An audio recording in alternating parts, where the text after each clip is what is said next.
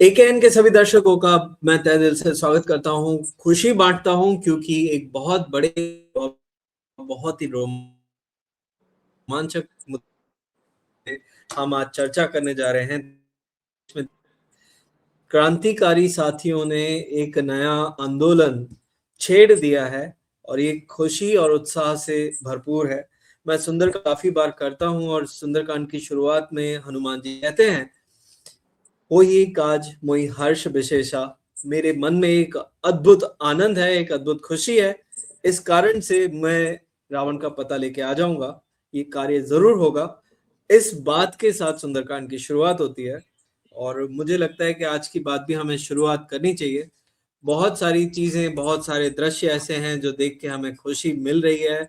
आज पूरे देश के अंदर आपके साथ भी हम कुछ शेयर करते हैं। पूरे देश के अंदर आज इस तरीके से पटाखे फोड़े जा रहे हैं, जश्न मनाया जा रहा है और ये इसलिए है क्योंकि कल भारत के संविधान ने तानाशाहों को जवाब दे दिया कि देश संविधान से चलेगा, देश संस्थाओं के दुरुपयोग से नहीं चलेगा। और इसी मुद्दे पे चर्चा करने के लिए आज हमारे साथ है राज कोहली जी जो कि हैदराबाद से हैं, दिलीप त्रिवेदी जी जो कि गांधीनगर से हैं, रचना मैम आप हम हमारे साथ रोज ही देखते हैं ऑलमोस्ट, तो रचना मैम यू उत्तर प्रदेश से हैं और आज हमारे साथ एक स्पेशल गेस्ट जुड़े हैं संजय सिंह राज जो कि अंकलाव से हैं और आज हम उन्हीं से पहली बात शुरुआत करेंगे। सर आपका बहुत बहुत स्वागत है आज की चर्चा में। कल अरविंद केजरीवाल जी को एक बहुत बड़ी राहत मिली है। अरविंद केजरीवाल जी के साथ 23 लोगों पर फर्जी मुकदमे किए थे। सरकार ने, ईडी ने, सीबीआई ने, सबने मिलके जो षड्यंत्र रचा था, उस षड्यंत्र में कहीं ना कहीं एक बहुत बड़ी तरह से मुंह की खाई है कल भारतीय जनता पार्टी ने और बचाव करते हुए बस ये कह रहे हैं कि अभी तो बहुत जल्दी है, हाई कोर्ट में जाएंगे, तो कोर्ट की अवमानना भी कर रहे हैं। आपको क्या लगता है, पूरा क्या मामला है? जी संजय जी। सर, सबसे पहले तो आप सबको मैं धन्यवाद देना चाहता हूं कि आज पहली बार मुझे इस चैनल के माध्यम से मेरे आवाज उठाने का एक मौका मिला। मुझे एक बहुत अच्छी सी दो लाइन है किसी ने बोली थी कि श्री रामचंद्र जी कह गए सिया से, श्री रामचंद्र जी कह गए सिया से कि ऐसा कलयुग आएगा मेरे नाम से सत्ता पाकर लोगों को धमकाएगा, शिक्षा को रौंदा जाएगा, गरीबों को डराया जाएगा, ऐसा कलयुग आएगा कि मेरे नाम से सत्ता पाकर लोगों को धमकाया जाएगा। ये भारतीय जनता पार्टी जो है उनकी सबसे पहले से एक ही नीति रही है कि जो लोग गरीबों के लिए बात करते हैं, पिछड़ों के लिए बात करते हैं, जो लोग गरीबी और छोटे लोग जो होते हैं उसकी शिक्षा के लिए जो बात करते हैं, उनकी सुविधाओं के लिए बात की जाती है, तो ये सब चीजें ये भारतीय जनता पार्टी के जो बड़े नेता है उन लोगों को हजम नहीं होती है। क्योंकि उनका एक ही तरीका है कि जो बड़े बड़े लोग हैं, बड़े व्यापारी है, उद्योगपति है, उनके लिए ही काम करने वाले ये लोग हैं, गरीबों के सामने देखने वाले लोग ये नहीं है। माननीय अरविंद केजरीवाल जी की जो राजनीति थी वो स्वच्छ थी, ईमानदारी वाली राजनीति थी, लोगों के प्रति दया भाव वाली राजनीति थी। दिल्ली में उन्होंने गरीबों के लिए मोहल्ला क्लिनिक खोला कि जिनकी वजह से छोटे छोटे लोग, गरीब लोग उन मोहल्ला क्लिनिक में जाके दवाई ले सके। छोटी सी उनकी ये मेहनत, इनकी ये राजनीति इन लोगों को हजम नहीं हो पाई। जो शिक्षा थी, अच्छी स्कूल बनाना उनका काम था, अच्छी स्कूलें बना दी, बच्चे अच्छी तरह से पढ़ सके। महिलाएं जो है वो उनका जो ट्रांसपोर्टेशन है आने जाने का वो फ्री कर दिया। 200 यूनिट जो बिजली है वो बिजली उन्होंने फ्री कर दी। कहीं ना कहीं ये भारतीय जनता पार्टी, नरेंद्र मोदी जी हो, अमित शाह जी हो, इन लोगों को ये बात हजम नहीं हो पाई, जिसके कारण ये ईमानदार राष्ट्रीय संयोजक माननीय केजरीवाल जी के ऊपर फर्जी केस करके उन्होंने जेल में डालने का षड्यंत्र किया। जेल में तो डाला, माननीय मनीष सिसोदिया जी को जेल में डाला, 6 महीना तक अरविंद केजरीवाल जी को जेल में डाल दिया, और उनके साथ साथ उनको जो सीएम पद है उससे उनको इस्तीफा भी रखना पड़ा। तो सोचिए कि ये भारतीय जनता पार्टी जो है, बड़ी बड़ी बातें करने वाली, बड़े बड़े उद्योगपतियों वाली, ये पार्टी किसी को गरीब लोगों की पार्टी नहीं है। ये पूरा मैं गुजरात से बात कर रहा हूं, पूरा गुजरात के लोग भी अभी पूरे एक्टिव हो गए हैं। गरीब लोग सबको पता है कि हमारे लिए लड़ने वाले लोग कौन है। जो संघर्ष से पैदा हुए लोग हैं, वो है आम आदमी पार्टी के लड़ाई योद्धा, जो आने वाले समय में गुजरात में भी स्थानिक स्वराज की ये इलेक्शन जो आ रहा है, उसमें इन भारतीय जनता पार्टी को जवाब दिया जाएगा। बहुत बहुत धन्यवाद राज सर। मैं हमारे साथ दूसरे भी राज सर जुड़े हुए हैं। मैं राज कोहली जी, आपको स्वागत करता हूं आपका आज की चर्चा में। और मैं आपसे जानना चाहता हूं, ट्विटर पे आप पूरे दिन छाए रहते हैं, तो क्या है ट्विटर पे आम आदमी पार्टी के कार्यकर्ताओं की राय इस मामले में? ट्विटर में तो एकदम उत्साह का माहौल है कल से, और काफी स्पेसेस चल रहे हैं, और कुछ लोग ऐसे कह रहे हैं कि बीजेपी का जो दोस्त लोग रहते हैं हमारे, उन लोगों का फोन्स आ रहा है, जो कट्टर समर्थक थे। उन्होंने बोला कि हम कभी सोचा नहीं था कि ऐसा चीज ये मोदी और शाह ने रचाया। हमने ये सोचा कि इसके ऊपर केजरीवाल के ऊपर बहुत एविडेंस है, अभी ये ईडी ने अरेस्ट किया, सीबीआई अरेस्ट किया, ये सब मचा रखा था हल्ला। उससे हम समझता था कुछ ना कुछ होगा, लोचा होगा, तभी ना उनको अरेस्ट किया है। लेकिन इतना बड़ा षड्यंत्र किया ये हमें नहीं मालूम था बोल के खुद ही हमारे जो मित्र बीजेपी के हैं वो एकदम शॉक में हमको फोन कर करके बता रहे हैं। दूसरी बात, आपने जो पूछ है ये केस के बारे में, ये एक बहुत ऐतिहासिक है। एक मोदी और शाह ने एक षड्यंत्र रचाया, एक एक्सपेरिमेंट किया दिल्ली के साथ। दिल्ली में एक सिटिंग चीफ मिनिस्टर को, कॉन्स्टिट्यूशनल अथॉरिटी को हम अरेस्ट कर सकते हैं बिना कोई नोटिस का या कोई चीज का, और उसको हम अंदर रख सकते हैं और उनसे इस्तीफा मांग सकते हैं।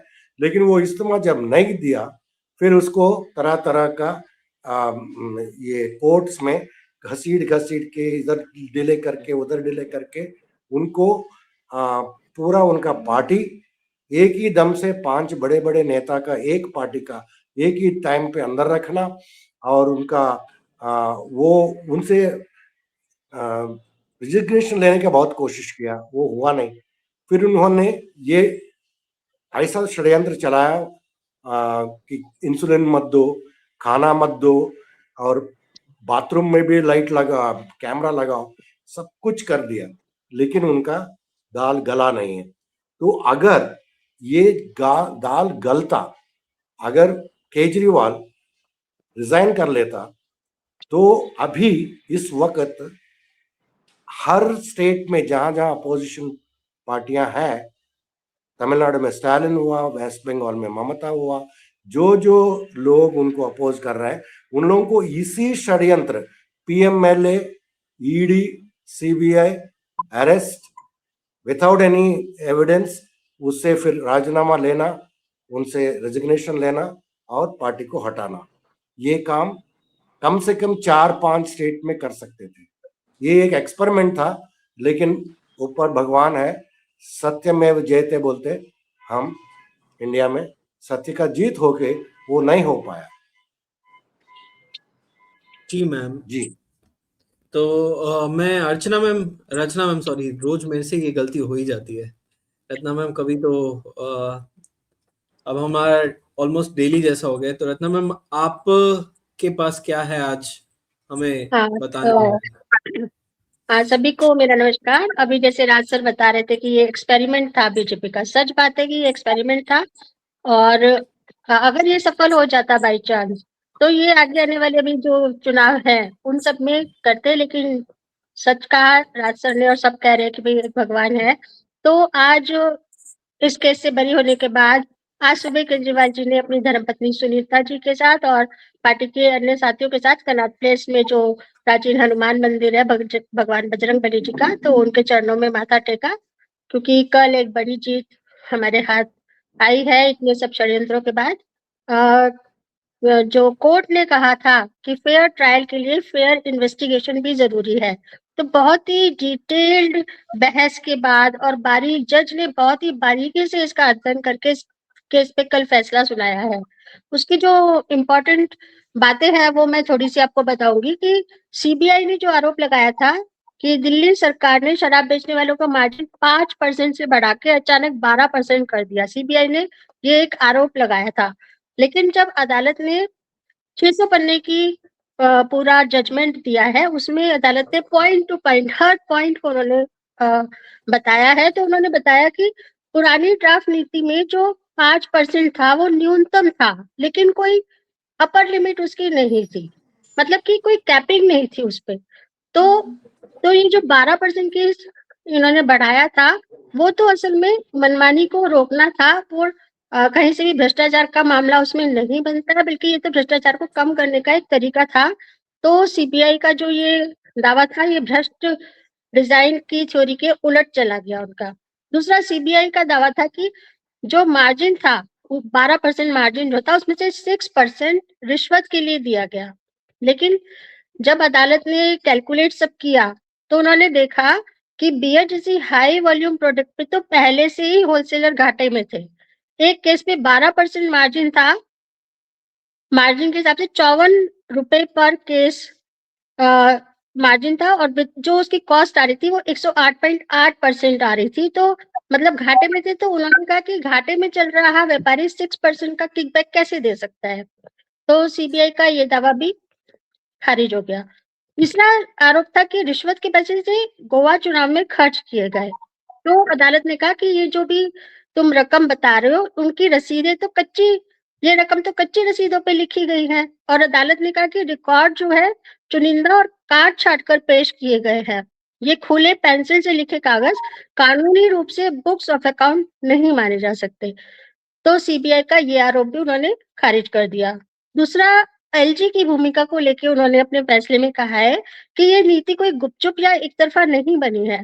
रिकॉर्ड में है ये कि एलजी की बैठ के उनसे 7 सुझाव लिए गए, जबकि ये जरूरी भी नहीं था, लेकिन फिर भी केजरीवाल सरकार ने उनसे सुझाव मांगे और उन सुझावों को नीति में शामिल भी किया।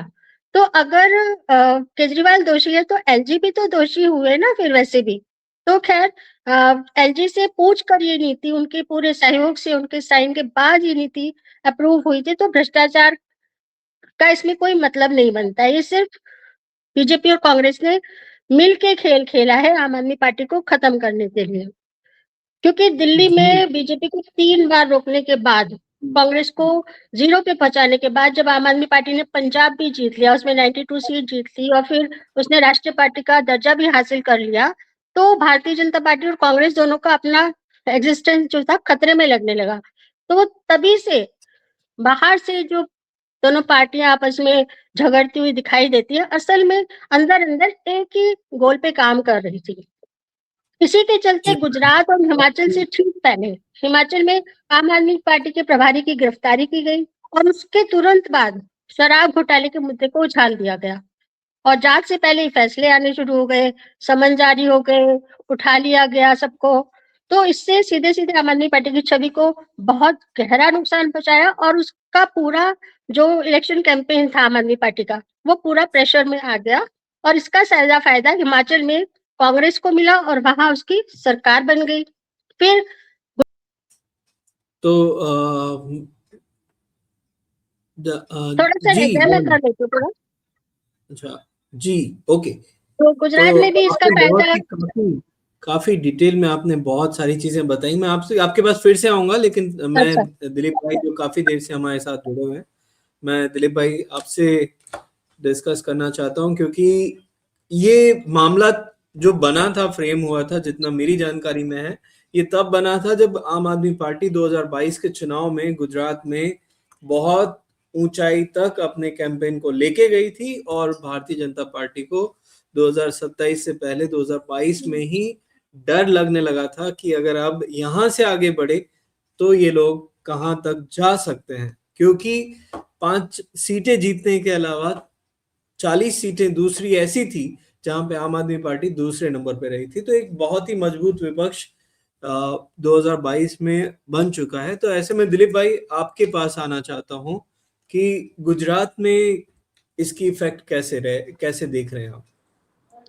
जी, एकेएन के सभी दर्शकों को मेरा ढेर सारा प्रणाम।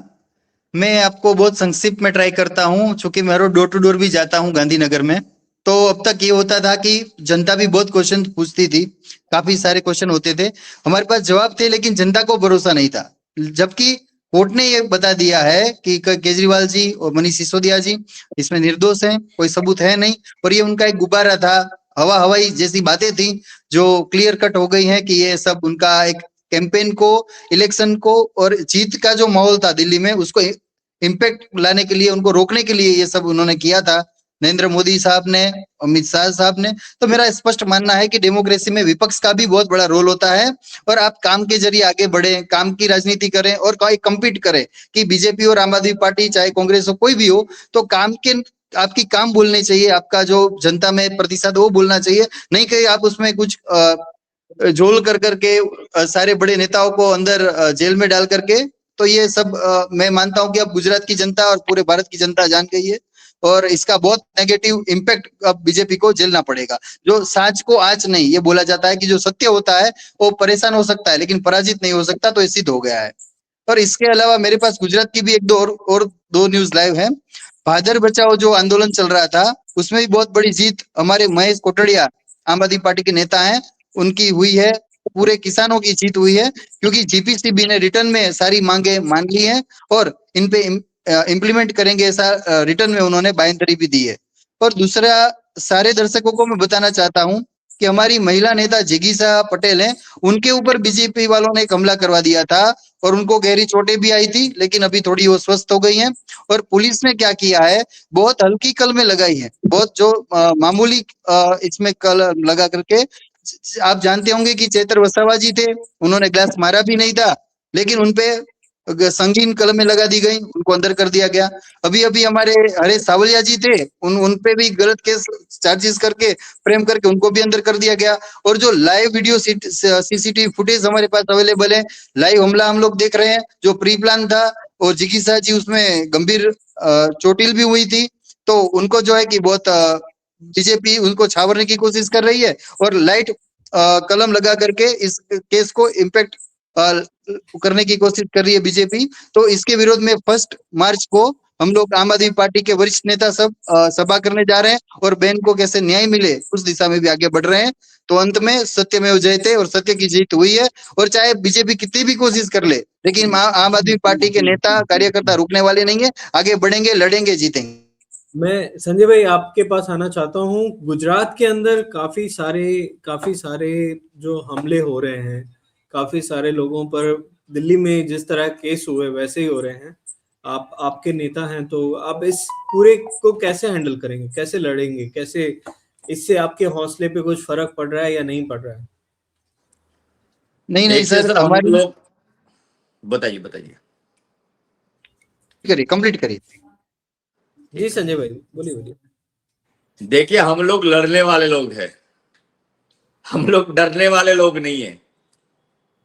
सबसे पहले गुजरात में जो चल रहा है भारतीय जनता पार्टी का, वो बहुत बड़ा रैकेट है। इनके पास सिर्फ एक ही मुद्दा है, और वो जो मुद्दा है वो मुद्दा है सिर्फ हिंदुत्व का मुद्दा। इसके अलावा उसके पास काम की राजनीति करने वाला कोई भी मुद्दा नहीं है। पूरे गुजरात का जो शीर्ष नेतृत्व है, माननीय ईश्वरदान जी हो गए, गोपाल इटालिया जी हो गए, चित्रभाई वसावा हो गए, ये सभी अपने अपने इलाके में और पूरे गुजरात में काम की राजनीति के बारे में बात करते हैं, शिक्षा के बारे में बात करते हैं। तो हम हर बार बताते हैं, मैं भी बताता हूं कि पूरे गुजरात में 1800 से भी ज्यादा सरकारी स्कूलें बंद कर दी गई। इसका सीधा मतलब एक ही है कि जो गरीब के जो बच्चे हैं वो सरकारी स्कूलों में पढ़े ना, और पढ़े ना तो वो उसको शिक्षा ना मिले, वो स्कूलों में से सिर्फ लेबर कॉन्ट्रैक्टर ही निकालते हैं। पढ़ाई के बारे में भारतीय जनता पार्टी सोचती भी नहीं है। यहाँ पे जो भी बच्चे हैं वो पढ़ेंगे तो सामने सवाल करेंगे। सवाल करने वाले लोग ये भाजपा वालों को सहन नहीं करते, मतलब उनको पसंद ही नहीं है। कोरोना काल गया, 3.5 लाख से भी ज्यादा लोग मर गए यहाँ पे, लेकिन तब भी मैंने बोला था कि ये भारतीय जनता पार्टी वाले लोग ताली बजाना, थाली बजाना, दिवड़े जलवाना, ये सब बातें कर रहे थे। अब ये जनता जाग चुकी है, पूरी गुजरात की है, क्योंकि मोदी जी गुजरात के ही है तो जनता भी गुजरात की ही है। उनको सब पता है कि ये राजनीति सिर्फ बड़े लोगों के लिए करते हैं। तो इस बात को इस बार आम आदमी पार्टी को सभी जगह, हर गांव में, जहां मैं रहता हूं गुजरात के आनंद जिले के आंकलाव तहसील में, तो यहां भी सब गांव की जनता जान चुकी है कि ये जो पार्टियां है, बीजेपी हो या कांग्रेस हो, ये मिलजुल के राजनीति करती है। और मिली जुली राजनीति करने की या जो तरीका है बीजेपी का और कांग्रेस का, ये जनता जान चुकी है। तो हमारे जैसे कई लोग हैं, हजारों लोग ऐसे युवा हैं जो लड़ने वाले हैं, जो इस बार आम आदमी पार्टी की स्वच्छ राजनीति और केजरीवाल जी की ईमानदारी के कारण हम लोग इनके साथ जुड़े हैं। हमारे डिस्ट्रिक्ट में भी हम लोग बहुत मजबूताई से सभी बंदे खड़े करने वाले हैं। सभी को एक ही चीज सिखाते हैं कि राजनीति जो है, लोकशाही जो है, वो एक पर्व है। जैसे हम दिवाली मनाते हैं, होली मनाते हैं, तो ये भी एक पर्व है। तो पर्व का हिस्सा बनना है, हार हो या जीत हो, जीतने के लिए ही लड़ना है। लेकिन कभी कभार हार भी मिल गई तो वो भी हार के आगे जीत है, ऐसा समझ के सभी बंदे खड़े होने वाले हैं। पूरे गुजरात में सत्ता परिवर्तन एक स्थानिक स्वराज की चुनाव में ही आपको पता चल जाएगा। 27 में जो है वो गुजरात में पक्की बात है कि आम आदमी पार्टी की सरकार बनेगी, बड़े जोर शोर से बनेगी। और हमारे जैसे बोलने वाले बंदे बहुत है जो मजबूताई से आम आदमी पार्टी के साथ रहेंगे। धन्यवाद संजय जी। मैं राज सर आपसे आप कुछ कहना चाह रहे थे बीच में।